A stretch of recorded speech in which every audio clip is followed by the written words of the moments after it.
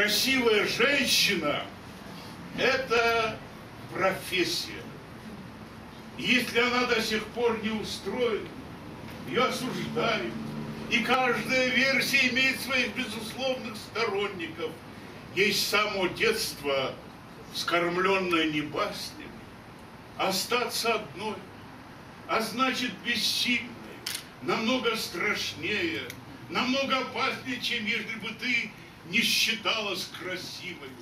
Пусть вдовы листают романы прошедшие, дурнушки пусть бредят заезжими принцами, а в редкой профессии сказочной женщины есть навыки, тайны и строгие принципы. Идет она молча по улице трепетной, сидит как на троне с друзьями заклятыми. Приходится жить ежедневно расстрелянной намеками, слухами, вздохами, взглядами. Подружкам она улыбается ласково, подружки ответят и тут же обидятся. Красивая женщина – это профессия, а все остальное – сплошное любительство.